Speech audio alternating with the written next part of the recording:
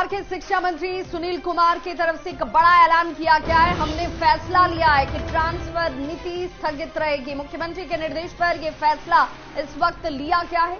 सारी सक्षमता परीक्षाएं जब पूरी हो जाएंगी तब ट्रांसफर पर कोई फैसला किया जाएगा। जो मौजूदा नीति है उसमें कहीं बदलाव अगर है तो वो सारे सक्षमता परीक्षा होने के बाद लिया जाएगा। उन्होंने साथ ही साथ ये भी कहा कि नए सिरे से ट्रांसफर पॉलिसी लाई जाएगी। तो आपको बताते चलें, पटना हाईकोर्ट की तरफ से आज ही इसे लेकर 3 हफ्ते का स्टे लगाया गया, जिसके बाद अब बिहार सरकार की तरफ से शिक्षा मंत्री ने ये बड़ा बयान दे दिया है। पटना से इस खबर पर ज्यादा जानकारी के साथ न्यूज 18 संवाददाता संजय हमारे साथ जुड़ गए हैं। संजय, पटना हाईकोर्ट के एक तरीके से स्टे के बाद बिहार सरकार ने इस पर यह विचार किया है।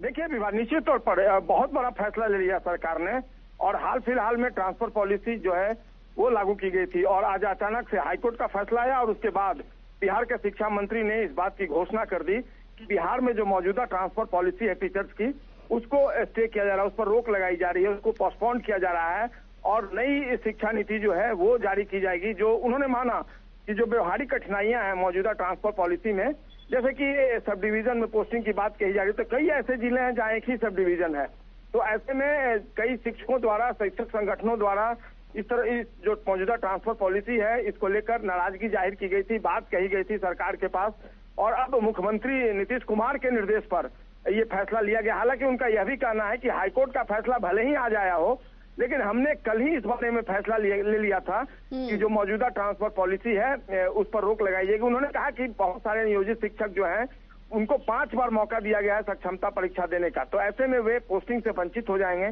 अगर पहले से पोस्टिंग कर दी जाएगी। तो जब यानी एक तरीके से संजय ये मानकर चले सीधे और आसान शब्दों में शिक्षकों के लिए कि भाई जो अभी जिस स्कूल में अपनी सेवा दे रहा है वो जस की तस स्थिति बनी रहेगी तब तक, जब तक सभी सक्षमताएं परीक्षा नहीं ले ली जाती हैं। जी बिल्कुल बिल्कुल, 5 बार सक्षमता परीक्षा देना नियोजित शिक्षकों को। तो उन्होंने कहा कि जब सारी परीक्षाएं पूरी हो जाएंगी और जो मौजूदा व्यवहारिक जो समस्याएं आती हैं उस पर भी मंथन किया जाएगा, और सारी चीजों को ध्यान में रखते हुए न्यू ट्रांसफर पॉलिसी जो है बिहार में वो इम्प्लीमेंट किया जाएगा, ताकि शिक्षकों को, क्योंकि उनका ये कहना है कि जो ट्रांसफर पॉलिसी है उसका एकमात्र मकसद शिक्षकों को राहत पहुंचाना है, न कि उन्हें किसी तरह से परेशान करना है। इसलिए सरकार ने यह फैसला लिया है और मुख्यमंत्री का निर्देश मिला है, उसके आधार पर शिक्षा विभाग ने यह फैसला ले लिया है। और इस फैसले के बाद अब बिहार में जो मौजूदा ट्रांसफर पॉलिसी है वो आज से स्थगित कर दी गई है।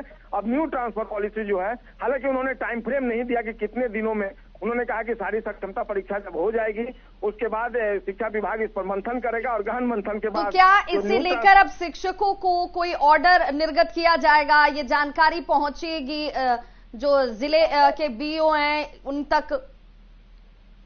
देखिए जाहिर सी बात है, अभी तुरंत फैसला लिया है सरकार ने, तो ऐसे में आज ही आदेश जारी हो जाएगा स्थगित करने को लेकर, और सारी जो तमाम चीजें हैं उसको शिक्षा विभाग आसाम तक पत्र के माध्यम, आदेश के माध्यम से सभी डीओ को क्लियर कर देगा। बिल्कुल, तो तमाम दुविधाओं को सरकार की तरफ से भी अब खत्म कर दिया गया है, जिसमें शिक्षक भी इस दुविधा में थे कि आखिर होगा क्या।